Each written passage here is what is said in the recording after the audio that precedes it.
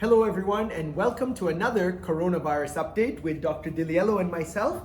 And today we thought we'd talk a little bit about what we're hearing a lot about is cabin fever. So what is this? Well, it's not technically a disease, so there's no strict definition and there's no strict prognosis per se. It's something that's been widely described in many different contexts, and many of you can relate to this.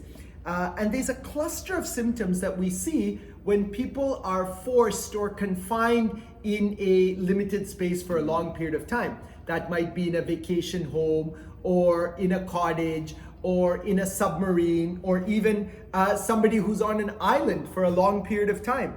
And some of the symptoms might include restlessness, irritability, a lack of motivation, this distressing sense of claustrophobia. Yeah, it's got different aspects of generalized anxiety disorder, major depression, panic disorder, even paranoia. So it's quite a complex mix. So Dr. Liello, we have a sense of what it is, makes sense, but is there any treatment?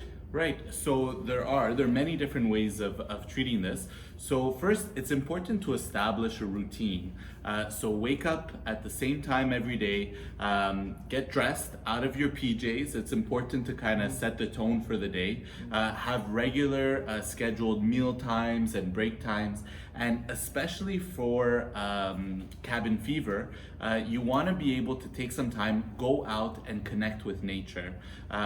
So I understand that some of you may not be able to go out for a walk, be it for health reasons, if you're immunocompromised, but it would be important to take some time, maybe open a window, look at the tulips come in, listen to the birds, and just try to connect with nature, even if it's for a few minutes every day.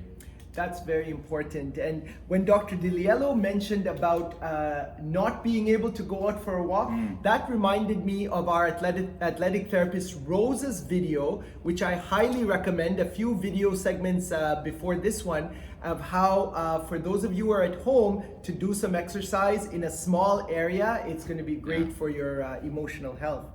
And it's also important to set aside some me time. So maybe you were used to taking the bus or metro or driving, and that took you an hour or two going and coming back from work. And it seems like that was time wasted, but for many of you, that was a downtime when you were away from work and away from home and away from the kids. And whether you were thinking of nothing in your mind or whether you were working through some strategies, it was your time alone.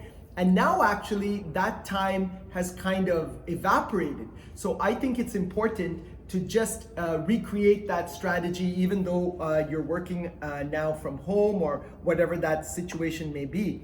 And many of you have heard this in different ways, but they say partners often spend 26 minutes a week of meaningful conversation. That means outside of buy this, get the milk, buy the bread, pick up the kids, only a few minutes of really meaningful conversation. And now many of us are spending 24/7 with our partners. So that's another adaptation. But so make some time and take some time for yourself. That's perfect. And these are some good and healthy strategies, but at the same time, it's important to note, we could take a minute just and talk about some possibly unhealthy coping mechanisms, specifically substance use.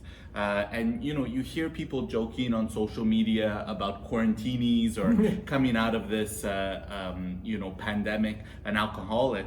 But this is an incredibly difficult time for people who are already struggling with substance use issues. And some people are actually even turning to substance use to cope and to self-medicate with some of the issues we've been talking about.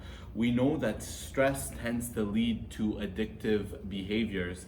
And during a pandemic, we're dealing with multiple levels of stress. We have work stress, family stress, financial stress, health stressors.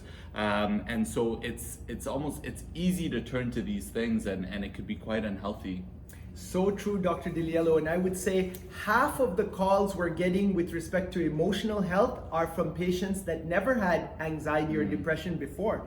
And if we were to take alcohol, for example, we think of alcohol as a depressant. We're trying to give you antidepressant strategies, but whether you're on medications or not, if you're on medications, alcohol will neutralize its effect. And if you're not on medications, it's bringing down your mood. And I guess the same thing would apply to smoking or marijuana. Absolutely. Not to get too much into it, but if you are struggling through a substance use disorder or you see yourself going in that direction, know that we're here for you. We're here in person, virtually, and we have a ton of different resources and tools in our arsenal to help. And don't dwell too much on what others are doing during their quarantine. Don't compare your quarantine to others. Yeah. And we should try not to look too far ahead into the pandemic either, and really just take things one day at a time. Stay safe, everyone. Take care.